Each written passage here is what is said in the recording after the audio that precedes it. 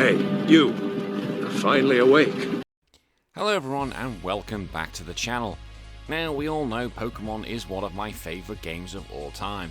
Ever since I started playing Pokemon Red and Blue in 1998, it's had its hooks on me, and forever will do, unfortunately for my wife and children. Now as we know, Pokemon is known as a kids game, but sometimes playing these games, it can be significantly difficult. So today I want to look at some of the top 10 battles of Pokemon. Now, as always, this is my list, so it's going to be very subjective, and I know you're all going to say, well hang on, this battle's actually really easy. Well, it is now, because we knew what was coming. But I want you to put yourself in the mindset of a little boy who had no idea of what was coming, although there is ones that are much later in life. But still, these battles are quite challenging. Again, with over-prepping and over-leveling, you can easily take on most things. But not always the case, especially with the last one. So today, as I want to give my thoughts, and as always, I want to hear what you guys want to say. Are there ones I've not talked about? If so, let me know in the comments. And if you do like this content, please give it a like and subscribe. We're on our way to 8,000 subscribers. We've also got the weekly podcast, and we've got a $1 on Patreon where you can get involved with the show and join the Smut Squad. Right, let's get into it, shall we? The top 10 most difficult battles in Pokemon. At number 10, we are going with Brock, if you pick Charmander from the original Red and Blue.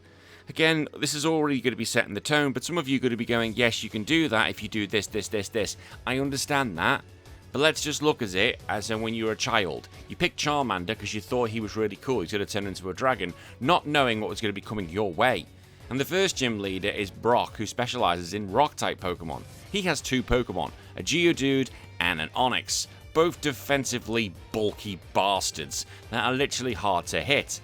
The problem is, Charmander has no moves that are going to be good against it, because fire don't beat rock, baby. If you pick Bulbasaur or Squirtle, well, this battle is going to be an absolute doddle, but for Charmander, no, it's not. Yes, you may have Ember, but it's not going to be doing a great deal of damage. Now you may be thinking, ooh, maybe I could burn him, and then I'll reduce his attack by half, and then he'll reduce health by each turn because of the burn. No, because Brock will heal him automatically. So the only way to do this is simple. Whilst you can go get a Butterfree, and a Butterfree's an awesome way to do this, or you're just going to have to level up enough where Ember actually starts doing enough damage and you're not killed by the time Onix, because you will probably finish off Geodude, finishes you off. And that's simply it. Okay? And that'll teach you, basically rock beats fire every time. And number 9, Red, from HeartGold, SoulSilver. Yes, I've gone with the SoulSilver HeartGold version, only because the levels are so significantly higher. Now don't get me wrong, I could have threw Gold and Silver and Crystal into the mix, and if you want to put that in there, that's fine, I feel happy for you to do so.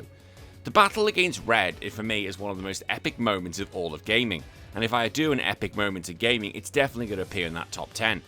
You have been all the Elite Four, you've gotten all the badges of Johto and Kanto, and you're offered to go to Mount Silver. And upon reaching the top, there it is, the protagonist from the first game, Red. And with no conversation, you go straight into battle, and oh my god, it's an absolute doozy. The reason I picked the HeartGold and SoulSilver version is because Red's Pokemon's levels are absolutely ridiculous. They're much higher than they were even at Gold, Silver and Crystal, and there's also continual hail, which means you're going to be losing 1/16 of your health every turn, and Lapras is going to be hitting you like an absolute truck.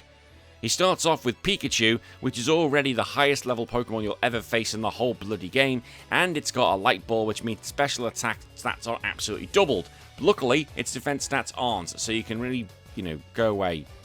Go away, you little silly little rat thing, you're fine. As well as his team, he has a Snorlax, a Lapras, and the 3 evolved starters. This is a huge battle, but again, if your levels are high enough, you should be okay. But the reason why this is on the top 10 is because not many people thought this was even in the game. And his levels are going to be probably higher than you were even prepared for. Again, if you played the HeartGold SoulSilver version, you know what's coming. But if you played the Gold, Silver, Crystal version, you had no idea his levels are going to be that high, and grinding to get your Pokemon's level that high are a bit of a pain in the arse. Yeah, because it's really, really shitty getting experience in Gold and Silver. It's one of the major complaints. But either way, this battle is epic. And whereas people may just see it as pixels fighting on a screen, we saw it as an epic battle between two champions. My god, it was fucking awesome. At number 8, we're going to Brock again, but this time it's Pokemon Yellow. Because now you're trying to do it not with the Charmander, you're trying to do it with a freaking Pikachu. And guess what? You haven't even got an attack to hurt him apart from Quick Attack. It's all you've got. because the electric move's not going to be working. But Dan, you can go catch a Mankey now. Yes, I know you can go catch a Mankey, and a Mankey would have no problem because it's a fighting type. However, we're going to imply that you don't know that. You've got no idea, so you're going in just with your Pikachu, just a la the anime. Alright? It's just you, Pikachu, and all his bloody might. But this time you can't electrocute thing because you hit the sprinkler and you can use that cheat. No, you are just going to be using quick attack. Again, like the Charmander battle, just start leveling up. It's the only way you're going to do it. And then hope to God you can win. What a pain in the arse. And number 7, we're staying with Pokemon Yellow, and it's Sabrina. Now, in this version of the game, she has 3 Pokemon, all at level 50. Abra, Kadabra, and Alakazam. The Abra and the Kadabra are not the issue. The Alakazam is. Now bear in mind, your Pokemon might not be at level 50, and you're going up against an Alakazam which will hit like an absolute truck. In the original Red and Blue battle, she had Psy-Wave and Psybeam. Now this time, it's got Psychic, the strongest Psychic move it can have, and it hits like an absolute truck. Trying to beat it with special attacks is pointless because the special attack and defense stat are merged as one in the original games. However, if you do hit it with the physical attack, it is quite weak and has low HP. The problem is, its special attack is so high, and it's one of the fastest Pokemon in the game, so the chance of even getting a hit in, unless you are a significant level, are pretty slim. Even Chansey's going to be struggling against it. We'll talk about Chansey a bit later on. But this is a pain in the arse because Sabrina's just decided, fuck it, I just want to annihilate you. And number 6, it's back to Pokemon Red and Blue, and we're talking Misty. Now again, if you have Bulbasaur, this battle's a piece of piss. Again, Staryu isn't the issue here, it's a Starmie which is the problem. Again, as I've just said, Bulbasaur or Ivysaur, which you probably have at the time, makes this battle easier.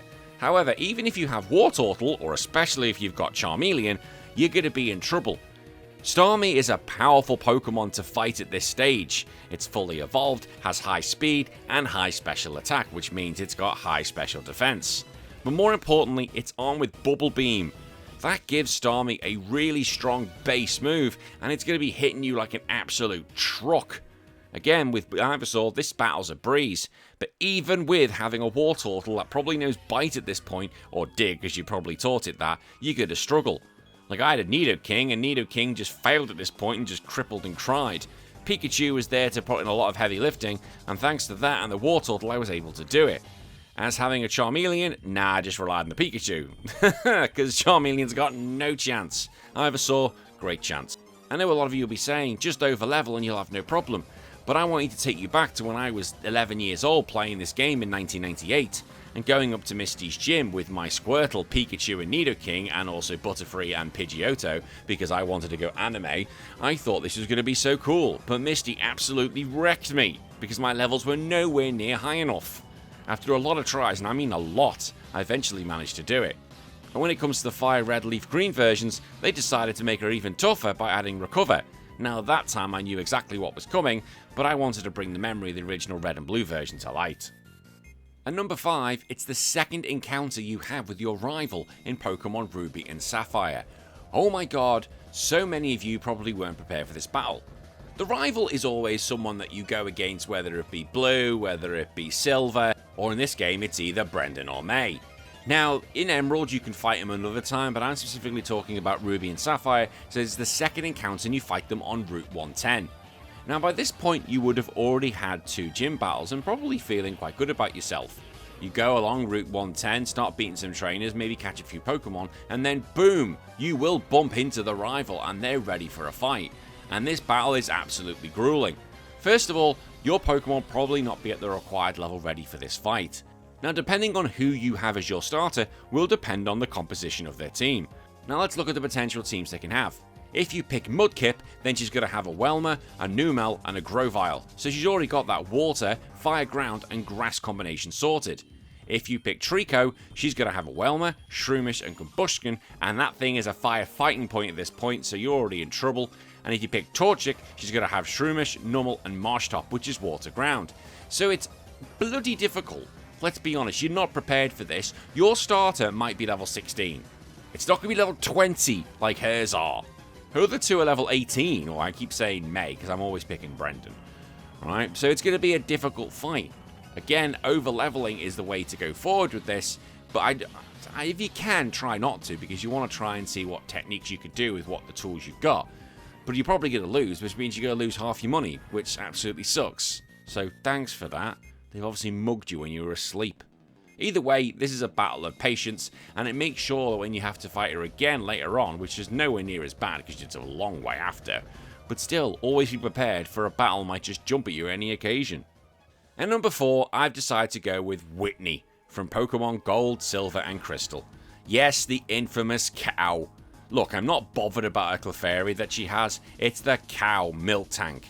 She is the normal gym leader, and the reason why this is so hard was once, like the May, you thought you were doing quite well having 2 gym badges, and then you rock up to go get your 3rd badge, and you think, oh, Clefairy, that was easy enough, her minions were easy enough, and then the cow comes out, and then you think, what the absolute shite has just happened here?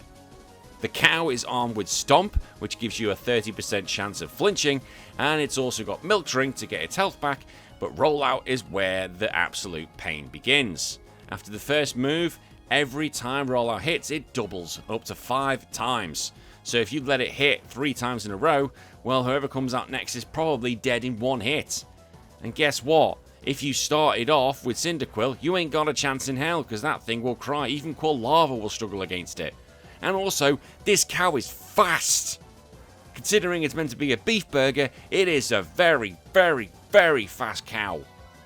This battle scared the absolute crap out of me when I first did this, and the only way I learned how to do it was when I had my Croconaw, and my Croconaw had a move called Rage. And it was so brilliant because I didn't know what I was doing when I was a kid, even playing Gold and Silver, having played the original Red and Blue. I was still a kid, remember these things. I used Rage on the Clefairy, and then that is a move which increases every time you get hit.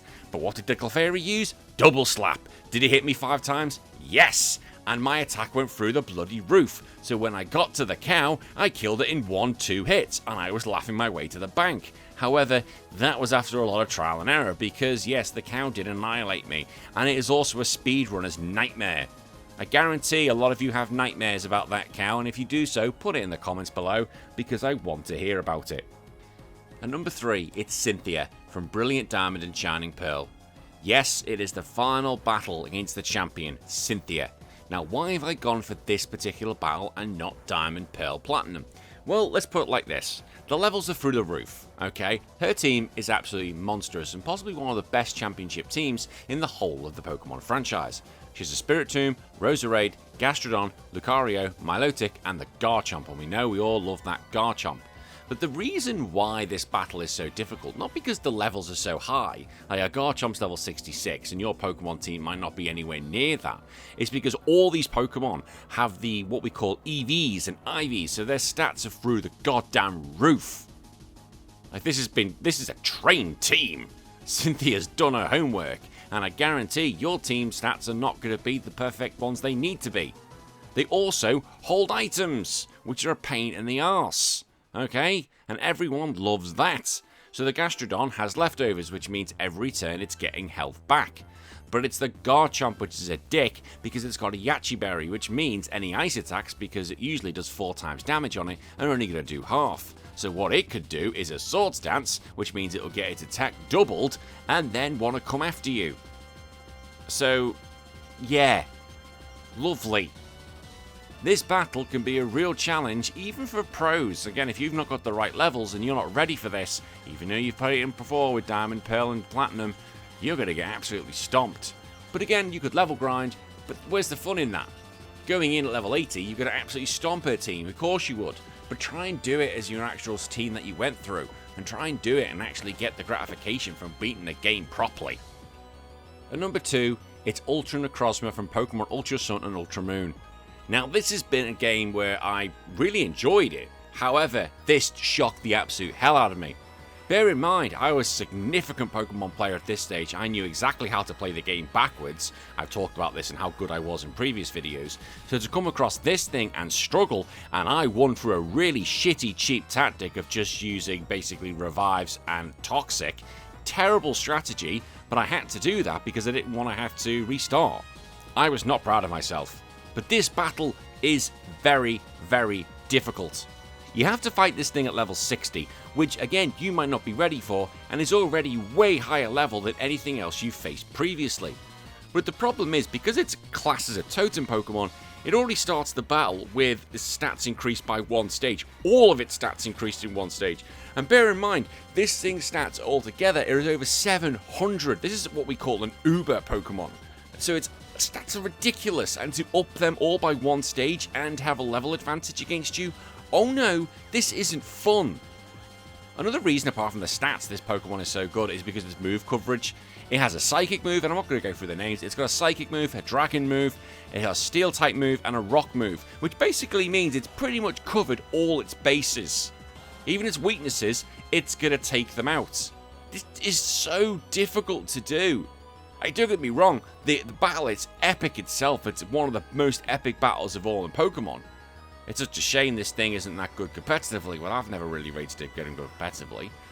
I just found this unbelievably difficult. My pants were poo-pooing. I was on the train at the time. I was like, oh no.